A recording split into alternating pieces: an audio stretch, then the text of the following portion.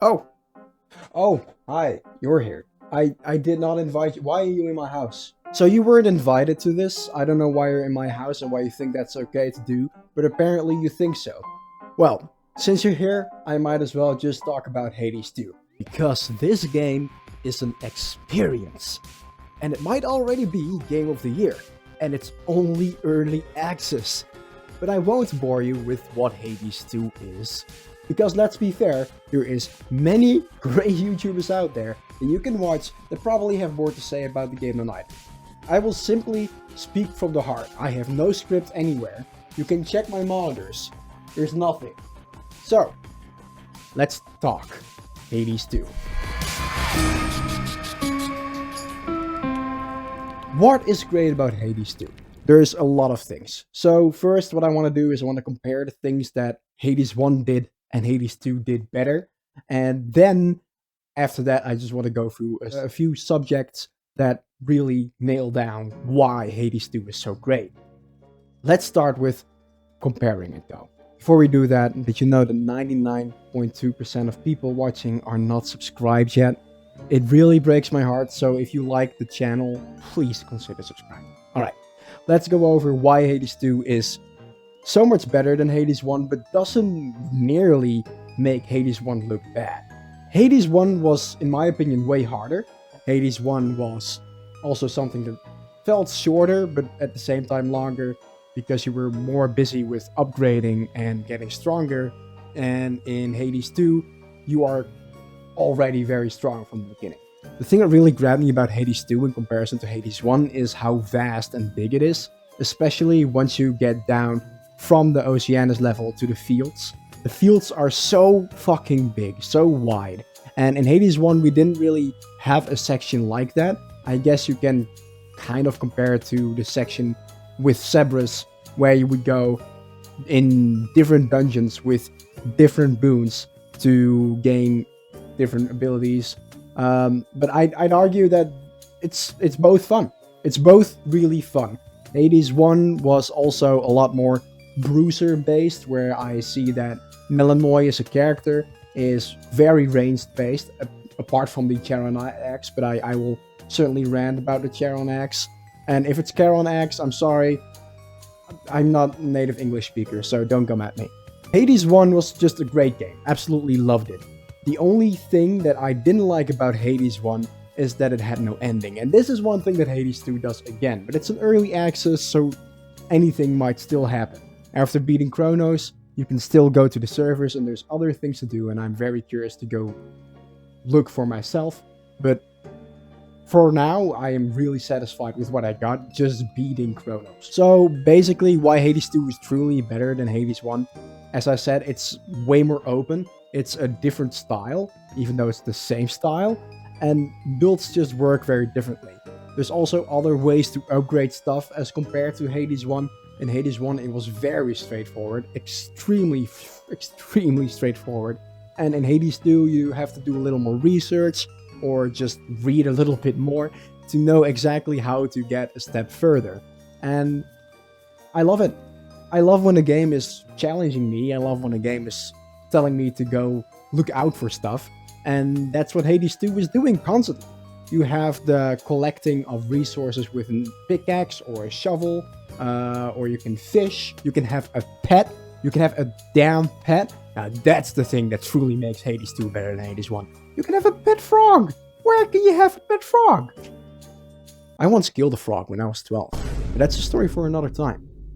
Overall, Hades 2 better than Hades 1, but it doesn't make Hades 1 bad at all. As I said, it's more challenging just from a gameplay perspective, and there is one issue with Hades 2, and I want to get into that immediately.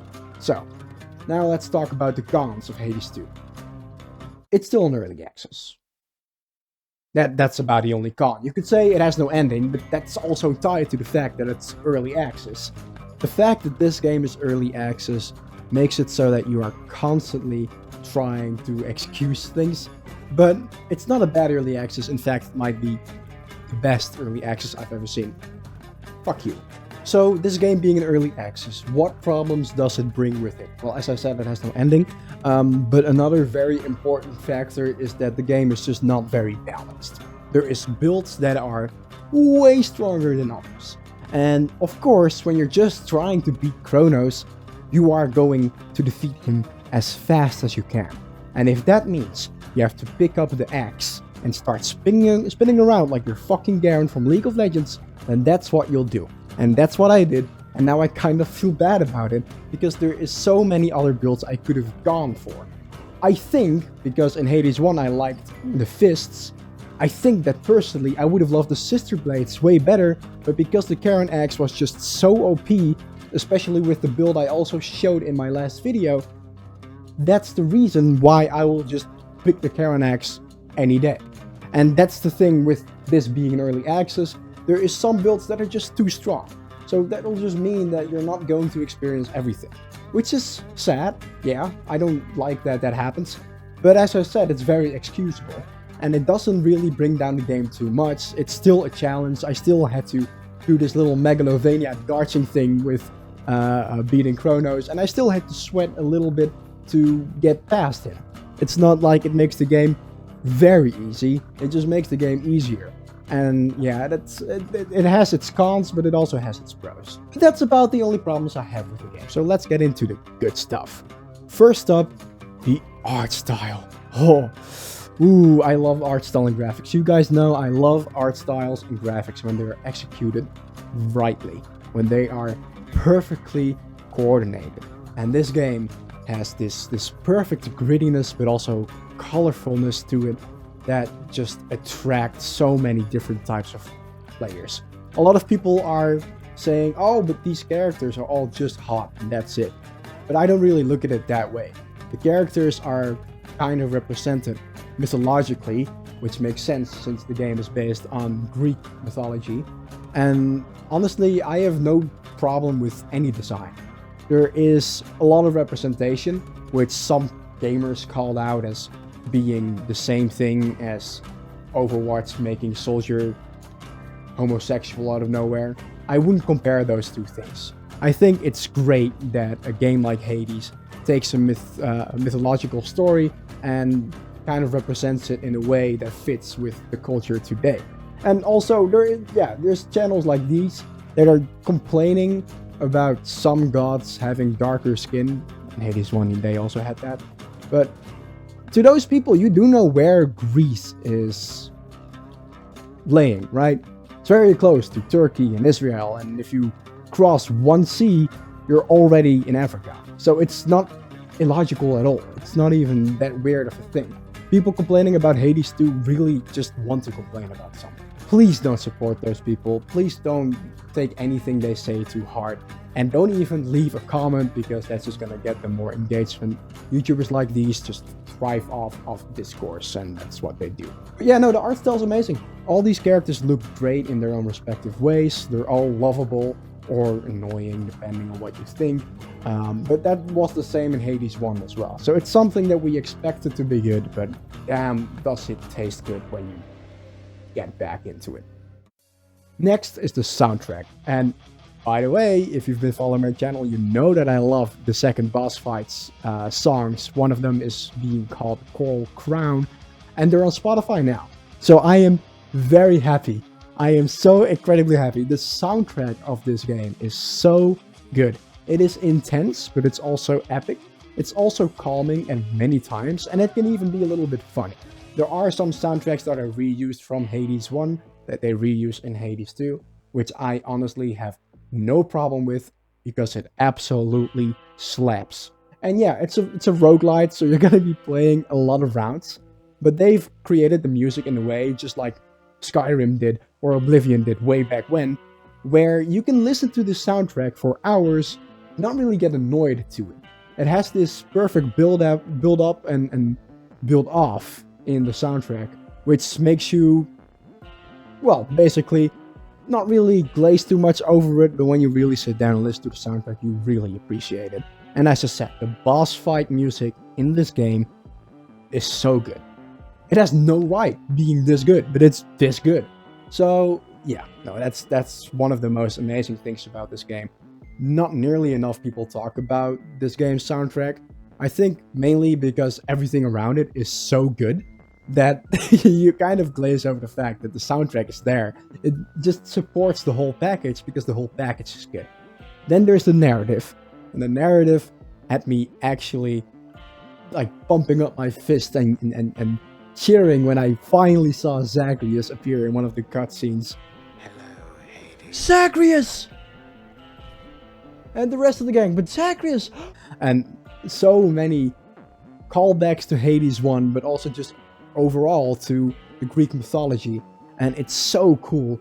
Kronos is such an asshole, and I love him for it. He's kind of... It's a really, really, really weird comparison, but I would kind of call him Kira Yoshikage Kira from JoJo's Bizarre Adventure. He's just very menacing and like so purely evil, but he's so formal about it that you just can't help but love him. He is a very great character. I also just love the fact that even though he's been an asshole, Hades still talks to him in a respectful manner. It's one of those things that really makes me respect how much respect they have had for the material that is there. Because in the Greek mythology, you see a lot of characters, even though they hate each other, still give each other a lot of respect. But yeah, no, I love it so much. So the narrative is already great. I don't want to say too much because I already feel like I've said too much, but there is a lot of great intersections that you could call cutscenes or whatever that are very, very interesting. I do find myself sometimes skipping through dialogue simply because this is one of those games, and I'm immediately going to come back to that you can play while doing other stuff. And that is unique. You don't have that often, especially with single player games. This game, and now that's what I want to talk about as well, is very accessible. It's either you pick it up for 5 minutes and then later you can pick up where you left off. You can immerse yourself for 2 hours, or you could play the entire day and watch videos on YouTube, like this one. It is so well done. It is so fun that I really recommend this game to anyone who wants to multitask. It is one of those games that can take your full attention, and in some fights you're gonna have to give it your full attention. But when you're just doing a run and you're in any encounter, most of the time your brain kind of auto-pilots, where you can just kill all these enemies while you're listening to something, while you're watching something. And that's so unique, because I haven't had that with a game since Overwatch. And now that Overwatch is also a multiplayer, so it's a very, very weird comparison. But now that Overwatch is not as fun as it used to be, this has basically become my comfort game. And that is unique. That doesn't happen a lot. I usually stick with my comfort games. So for an early access game to shadow drop and then be this good is just so unique. I've never seen this in game. And now, of course, the gameplay. And this comes back to accessibility. It's very good. It is hard, but not too hard. You can, as I said, autopilot. I do recommend playing with a controller like I did. If you don't play this game with a controller, it's gonna be very hard to actually find it fun. But on controller, it feels very smooth to run around, dash around, and fight about. And I also just love overall everything that it's got to offer. The fighting feels good. The channeling feels good. You can equip cards that make you slow down time, where you can feel like Dio. I've made it 2 JoJo references in one video. You have every right to click off.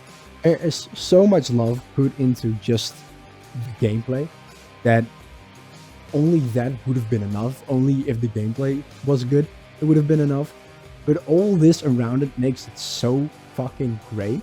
The soundtrack is good, as I said, the art style, the accessibility, the narrative is all so enjoyable that the main gameplay is not even the main focus anymore. Everything around it is just so good that when I talk about Hades 2, I don't just talk about the gameplay. And another thing that's really great about the gameplay, and this is a little less good than Hades 1, but that's only because it's an early access, as I said. The only thing that really, really holds it back is the balance. And that's fine. That's completely fine. I've seen people defeat this boss with those twin staffs. I hate them. I can't use them. I am so bad with them. But people can still play any build. It's just that other builds are just way stronger than some. And yeah, that happens. That's fine. I don't really care about that. I really think that that doesn't hold back this game from being an amazing game. And I would go as far as to say 9 out of 10 game of the year. And we're only halfway through the year. And Helldivers 2 is also making a really strong case for itself, well, apart from the Sony drama. But I really think this game deserves to be Game of the Year. There has never been an early access that has been this good. Like, I haven't had an early access or a demo or anything that was as good apart from Titanfall 2.